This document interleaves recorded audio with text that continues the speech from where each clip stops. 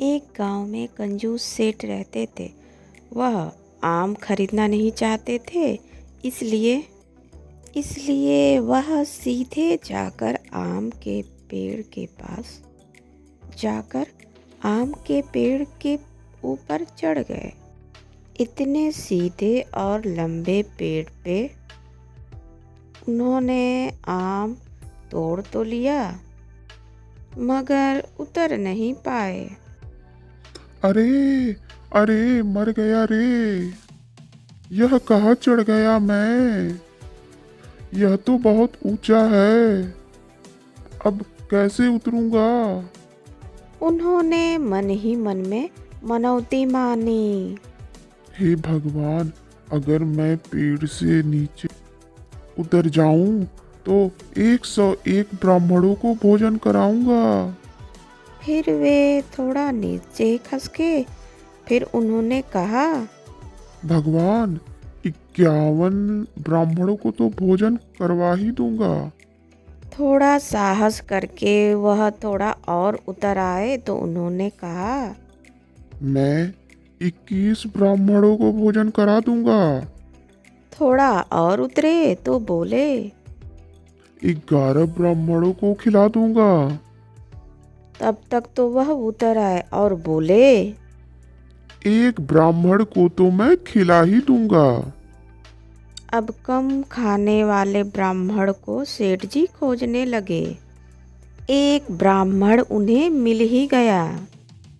आप कितना खा लेते हैं।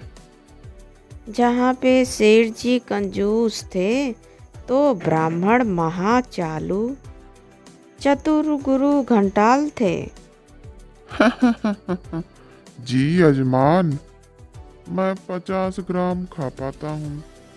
मुश्किल से, बहुत हल्की हल्की 2 पूड़ियाँ बस। सेठ जी प्रसन्न हो गए और उन्होंने दावत कर दी। देखिए पंडित जी, मैं 8 बजे दुकान पे चला जाता हूँ। आप उससे पहले ही भोजन कर लीजिएगा। ठीक है, जैसा कहें आप यजमान। सेठ जी प्रसन्न मन से घर आ गए। सवेरे सब भोजन की तैयारी हो गई, पर पंडित जी नहीं आए। इंतजार करके सेठ जी अपनी दुकान पर चले गए। देखो भाग्यवान, मैं दुकान पर जा रहा हूँ। मेरे पीछे अगर पंडित जी आए तो उन्हें भोजन करा देना। 11 रुपये दक्षिणा दे देना। 12 बज गया। 12 बजे के करीब पंडित जी आए। आते ही कराह कर बोले, पेट ठीक नहीं है, क्या करे। सेठानी जी उनके हाथ पैर धुलवाने के लिए पानी लाने के लिए गई। तभी पंडित जी फूट फूट के रोने लगे। क्या हुआ पंडित जी, आप क्यों रो रहे हैं? क्या बताएं, आज के दिन तुम्हारी सती लक्ष्मी जैसी सास जी का ध्यान हो आया। हाथ पैर धुलवाते समय 11 रुपए की असरफी देती थी। भावुक होकर फिर सेठानी जी बोले, क्या हुआ पंडित जी? सासू माँ नहीं है तो क्या, मैं तो हूँ ही।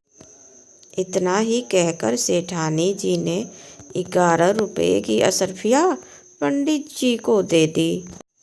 जब पंडित जी भोजन कर चुके तो फिर फूट फूट के रोने लगे। अब क्या हुआ पंडित जी?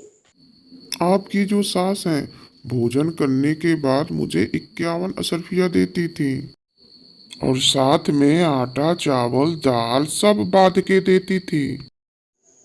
तो क्या हुआ पंडित जी, मैं आपको दूंगी। आटा चावल तेल घी आदि सब सामान सेठानी जी ने बांध दिया। पंडित जी सब ले गए। रात को जब सेठ जी आए तब बोले, पंडित जी भोजन कर गए थे। मैंने उन्हें भोजन करा दिया था, लेकिन वह बार बार रो रहे थे। वो बार बार क्यों रो रहे थे। सासू माँ की उनको बार बार याद आ जाती थी। फिर मैंने भी कोई कमी नहीं छोड़ी। हाँ, मैंने कहा, सासू जी नहीं है तो क्या हुआ, मैं तो हूँ ही। सुनते ही तो सेठ जी का खून खौलने लगा। तुरंत वो पंडित जी के घर गए। पंडित जी, हम सबको छोड़कर चले गए, अब हमारा क्या होगा? सेठ जी ने पूछा तो सारा हाल कह सुनाया पंडिताइन ने। अरे क्या बताऊं, एक सेठ जी आए, उन्होंने पंडित जी को पता नहीं अपने घर बुलाकर क्या खिला दिया जिससे कि उनकी मृत्यु हो गई। यह सब सुन के सेठ जी डर के मारे कुछ पैसे देकर पंडिताइन को घर आ गए। और फिर एक दिन ऐसा हुआ कि पंडित जी उस सेठाइन के घर आ गए और कहने लगे। सेठानी दंग रह गई कि पंडित जी तो मर गए हैं, ये कैसे आ गए। तो पंडित जी ने कहा, हाँ, मैं तो मर गया था, लेकिन स्वर्ग में आपकी बेटी चुन्नी मिल गई। मरकर वह भी स्वर्ग में रहने लगी है। उसी ने मुझे आपका समाचार लेने भेजा है। मेरी दाढ़ी बड़ी हो गई है, वहाँ कोई नाई थोड़े ना है। तभी मैंने सोचा चलो कोई बात नहीं, चुन्नी का भी काम कर दूंगा और अपनी हजामत भी बना लूंगा। सेठानी जी ने यह सब सुनकर चुन्नी के लिए बढ़िया बढ़िया कपड़े, मेवा, पूरा राशन पानी दे दिया। यह सामान ले जाकर चुन्नी को दे देना, कहना खा पी कर खूब तंदुरुस्त हो जाए। पंडित जी सब लेकर चले गए। और जब शाम को सेठ जी आए, ऐसे ही कुछ दिन हो गया तो फिर एक दिन पंडित जी आए और फिर उन्होंने सेठानी को बहला फुसला कर फिर सामग्री लेकर चले गए। आपको पता है, आप नाना बन गए। ना मेरी कोई बेटी ना भतीजी, मैं कैसे नाना बन गया? अरे वह अपनी चुन्नी है ना स्वर्ग में, उसी को बेटा हुआ है। पंडित जी आए थे, उन्होंने बताया। मैंने तो चुन्नी के लिए और उसके बेटे के लिए बहुत सारा कपड़ा। अरे तुम क्या पागल हो गई हो? कोई मर के क्या वापस आता है? अरे हाँ, क्यों नहीं वापस आता है। पंडित जी तो दो दो बार आकर गए हैं। मैंने तो उनको भर भर के राशन दिया और इस बार तो चेन, गले की और कपड़ा, मेवा सब कुछ मैंने भिजवाया है। यह सब सुन के तो सेठ जी दंग रह गए और वह सारी चालाकी समझ गए कि पंडित जी मरे नहीं हैं, वह बस मुझे सबक सिखाने के लिए यह सब कर रहे थे।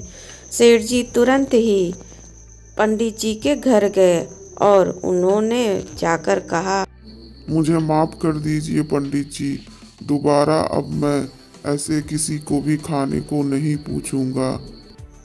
तो दोस्तों, आज की कहानी आपको कैसी लगी ज़रूर बताइएगा कमेंट में। नेक्स्ट वीडियो फिर लेकर आती हूँ, तब तक के लिए bye. Thank you so much friend मेरी पूरी वीडियो देखने की। और आप लोगों को आज की कहानी से क्या सीख मिलती है ये भी बताना मत भूलिएगा। तो फिर मिलते हैं, बाय।